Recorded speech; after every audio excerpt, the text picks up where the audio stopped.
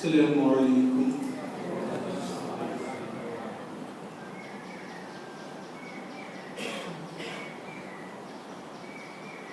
نحمده ونصلي على رسوله الكريم أما بعد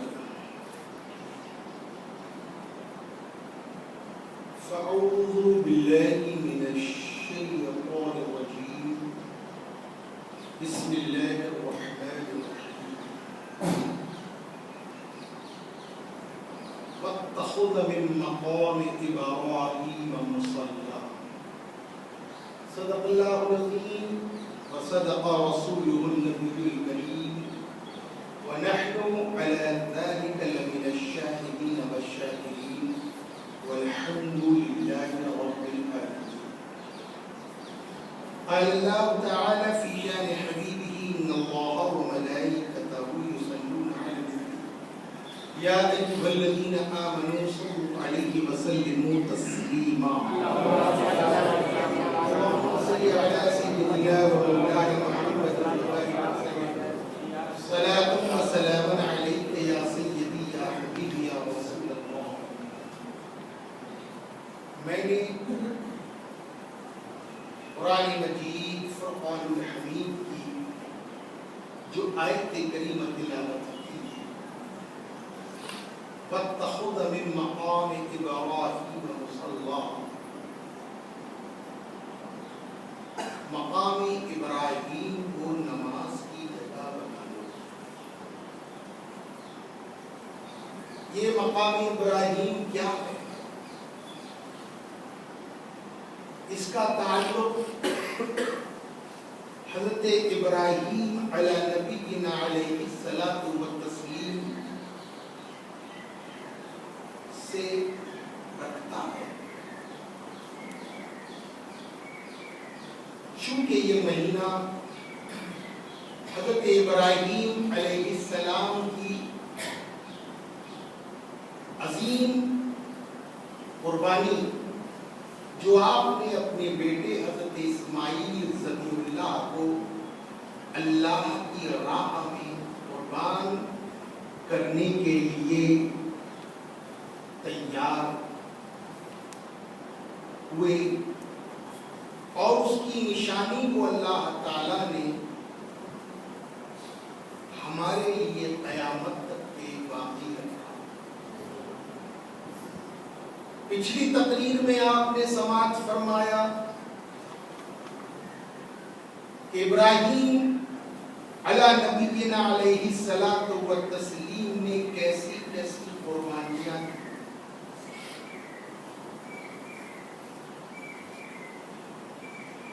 جب حضرت اسماعیل ذبیح اللہ کو آپ نے اللہ کے حکم پر ذبح کیا اور اس کے بدلے میں اللہ تعالی نے جنت سے دمبا ہدیتاً پیش فرمایا.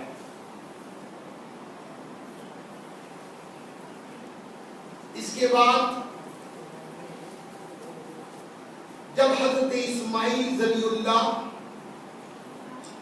اور حضرت ابراہیم خلیل اللہ علیہ الصلاۃ والتسلیم کو اللہ تعالی نے پھر خانہ کعبہ کی تعمیر کا حکم عطا. یہ خانہ کعبہ جو آج ہمارا مرکز عقیدت ہے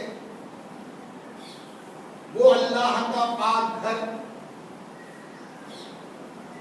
جہاں پوری دنیا کے مسلمان منہ کر کے سجدہ کرتے ہیں نماز پڑھتے ہیں. وہ خانہ کعبہ کو حضرت ابراہیم خلیل اللہ اور حضرت اسماعیل ذبیح اللہ علیہ الصلاۃ والتسلیم نے تعمیر کی. اور جب خانہ کعبہ کی دیواریں بلند ہوتی گئی اونچی ہوتی گئی تو حضرت ابراہیم خلیل اللہ نے ایک پتھر پر کھڑے رہ کر اس کی تعمیر شروع کی، اور جیسے جیسے خانہ کعبہ کی دیواریں بلند ہوتی جاتی تھی وہ پتھر بھی ہوا میں اتنا بلند ہوتا جاتا،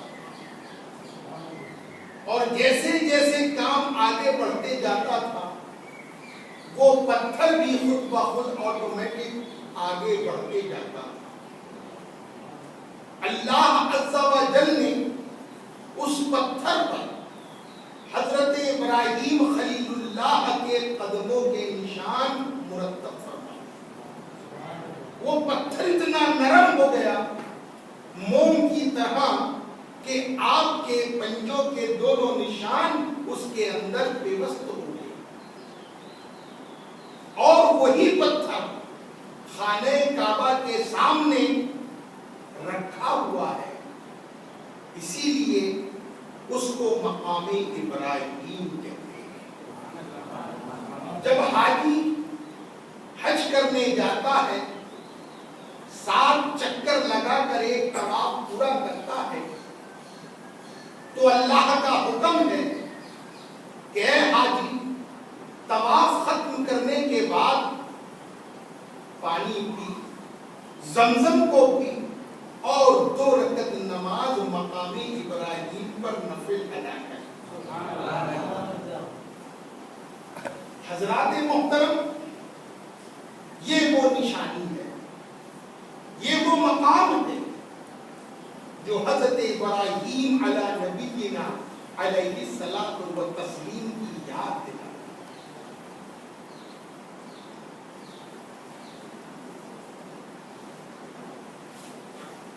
خانہ کعبہ جب بن کر تیار ہو گیا، تیار ہونے کے بعد اللہ نے حکم فرمایا کہ ابراہیم ایک پتھر ہے فلاں فلاں جگہ، اسے لا کر خانہ کعبہ میں چسپا کر اسے لگا دو۔ وہ پتھر حضرت آدم علیہ نبینا علیہ الصلاۃ والتسلیم نے جنت سے اپنے ساتھ لایا۔ وہ پتھر دودھ سے زیادہ سفید، انتہائی سفید اور چمکدار، جس کا نام آج ہم نے حجر اسود رکھا، جبکہ وہ حجر ابیض تھا، انتہائی سفید تھا، لیکن لوگوں کے گناہوں کو چوس چوس کر وہ کالا ہو چکا ہے۔ اور حجر اسود وہ کالا پتھر جو خانہ کعبہ میں نصب ہے، وہیں سے طواف کی شروعات ہوتی ہے اور وہیں پر طواف کا اختتام ہوتا ہے۔ اس پتھر کی خوبی کیا ہے؟ وہ پتھر، اس کو اگر پانی میں آپ ڈال دیں گے تو پانی میں تیرنے لگے گا۔ پھول کس طرح پانی میں تیرتا ہے، وہ پتھر بھی پانی پر تیرے گا۔ اس پتھر کی خوبی، اور اس پتھر کو اگر آگ میں ڈال دیں گے، کتنی دیر اس کو دہک کی آگ میں رکھیں گے، جب اس کو نکالیں گے تو ٹھنڈا کے ٹھنڈا اس پر آگ کا اثر نہیں ہوگا اور وہ پانی میں ڈوبے گا نہیں۔ وہی حجر اسود ہے۔ اور آپ نے دیکھا خانہ کعبہ کے ارد گرد حرم بنا ہوا ہے۔ حرم جہاں پر شکار کرنا، جس کے اندر لڑائی کرنا، جون تک کو مارنا منع ہے، چونٹی کو مارنا منع ہے، وہ حرم جس کو بنایا حضرت ابراہیم علیہ نبینا علیہ الصلاۃ والتسلیم، وہ حرم کی جو حدود ہیں، جو حدود قائم ہوئی ہیں، تو حرم کی حدود حضرت ابراہیم علیہ نبینا علیہ الصلاۃ والتسلیم نے کیسے قائم فرمائی؟ جب حرم بنانے کی بات آئی تو اللہ نے فرمایا اے ابراہیم اس حجر اسود کی روشنی جہاں جہاں تک پڑتی ہے وہاں تک تم حرم کی لائن کو کھینچ لو. تو حجر اسود اتنا چمکدار تھا, اتنا روشن تھا کہ آپ دیکھو کہیں 25 کلومیٹر دور ہے, کہیں 6 کلومیٹر دور ہے, تو جہاں جہاں حجر اسود کی لائٹ پڑی وہاں حضرت ابراہیم علیہ السلام نے لائن کھینچ کر اتنی زمین کو حرم بنا دیا. اب اس میں لڑائی جھگڑا منع ہے, قتل منع ہے. حضرات محترم یہ حرم ہے. حضرات محترم کہنے کا مقصد یہ ہے کہ حضرت ابراہیم علیہ نبینا علیہ الصلوۃ والتسلیم نے جب خانہ کعبہ کو بنایا تو اللہ نے حکم دیا کہ اے ابراہیم اب تم دنیا کے لوگوں کو پکارو. حضرت ابراہیم علیہ نبینا علیہ الصلوۃ والتسلیم نے کوہ ابو قبیس پر کھڑے ہو کر پکارا, دنیا کے حاجیوں کو پکارا, دنیا کے لوگوں کو پکارا. اور جب آپ نے انہیں پکارا اور جن جن روحوں نے حضرت ابراہیم علیہ نبینا علیہ الصلوۃ والتسلیم کی آواز پر لبیک کہا, جتنی مرتبہ لبیک کہا اتنی مرتبہ ان کو دنیا میں حج کی سعادت نصیب ہو. اور جنہوں نے لبیک نہیں کہا وہ حج کی سعادت سے محروم رہ جائیں. تو حضرت ابراہیم علیہ السلام نے پھر اس کے بعد آپ نے وہاں دعا فرمائی, اے اللہ یہاں پر دنیا کے پھل میوے اور تمام چیزوں کو یہاں دستیاب فرما. حضرت ابراہیم علیہ السلام کی وہ دعا ایسی مقبول ہوئی کہ آج دنیا کا ہر پھل وہاں پر موجود ہے, ہر چیز دستیاب ہے. اور خانہ کعبہ کی خاص وجہ بتاؤں, جہاں خانہ کعبہ موجود ہے زمین کا وہ سینٹر ہے, زمین کا بالکل بیچ کا سینٹر. جیسے ہم پرکار سے گولا کھینچتے ہیں اور جو پرکار کی نوک جہاں ہوتی ہے ایسا ہی زمین کے گولے کا سینٹر خانہ کعبہ ہے. یہ خانہ کعبہ جہاں پر دن رات اللہ کے فرشتوں کا نزول ہوتا ہے, اللہ کی رحمتیں برستی ہیں. اور اس خانہ کعبہ میں 2 رکعت نماز پڑھنے کا ثواب 1,00,000 رکعت نماز پڑھنے کے برابر ہے. اب لوگ حج کو جائیں گے, قربانی کریں گے, اور قربانی کے تعلق سے حج کے تعلق سے تو یہ ہے کہ تمہارے پاس اتنی طاقت ہو کہ تم حج کے اخراجات پورے کر سکتے ہو تو تم پر حج فرض ہو جاتا ہے. اور قربانی کے تعلق سے یہ ہے کہ جس کے پاس 7.5 تولہ سونا یا 52 تولے چاندی کی رقم موجود ہے, یا چاندی موجود ہے, یا سونا موجود ہے, یا اتنی رقم موجود ہے, تو ان کے اوپر قربانی کرنا واجب ہے. جو لوگ قربانی نہیں کرتے اللہ کے رسول فرماتے ہیں انہیں ہمارے قبرستان اور ہماری عیدگاہ میں بھی آنے مت دینا. مطلب یہ ہے کہ آقا ایسے لوگوں سے بیزار ہے. تو قربانی کرنا, اور جو قربانی کرتا ہے اللہ تعالیٰ سال بھر اس کے رزق میں فراوانی فرماتا ہے, آسانی پیدا فرماتا ہے, بے انتہا اللہ تعالیٰ اسے رزق عطا فرماتا ہے.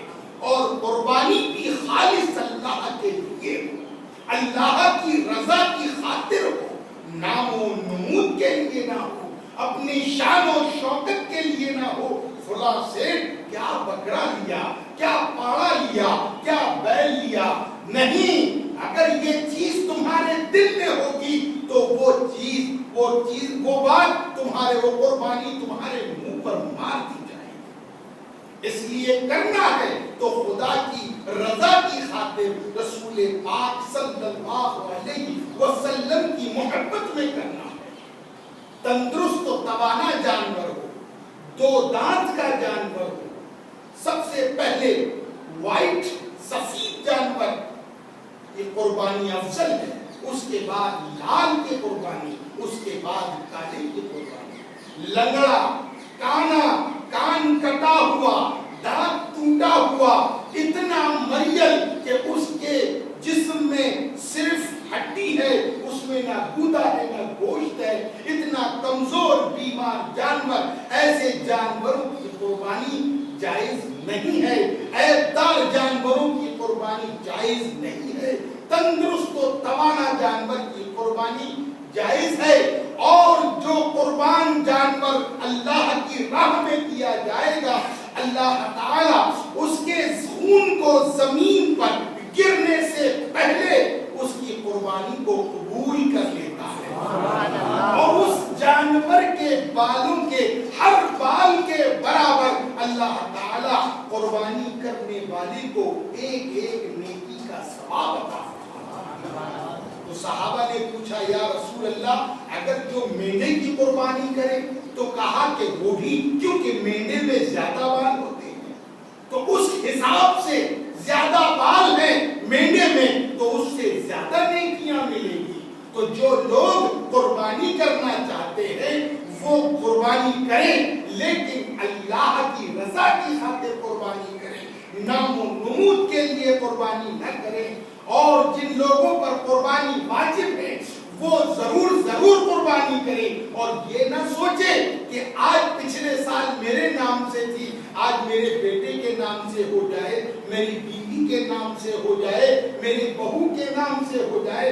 نہیں، اگر بہو پر قربانی واجب ہے تو اس پر ہے، بیٹے پر ہے تو بیٹے پر، اور تم پر ہے تو تم پر۔ اس طرح ہر سال تمہارے اوپر واجب تو تمہیں ہر سال اپنی قربانی دینا ہے۔ اگر تم نے بیٹے کی طرف سے دے دی، پوتے کی طرف سے دے دی، تو تمہاری طرف سے جو قربانی واجب تھی وہ تو باقی ہے، وہ قربانی ادا نہیں ہوئی، اور وہ بیٹے، پوتے، بیوی، ان کی قربانی نفل کہلائے۔ تو اپنے ہی نام سے قربانی دو، اور اگر اللہ نے تمہیں زیادہ پیسہ دیا ہے تو پھر اپنے نام سے بھی دو، اپنے نبی کے نام سے بھی دو، اور اپنے گھر والوں کے نام سے، اپنے مرحومین کے نام سے بھی قربانی دو۔ اللہ تعالیٰ تم کو اس کا بے انتہا اجر عظیم عطا فرمائے گا۔ اللہ تعالیٰ ہمیں آپ سب کو نیک عمل کی توفیق عطا فرمائے۔ وما علینا الا البلاغ۔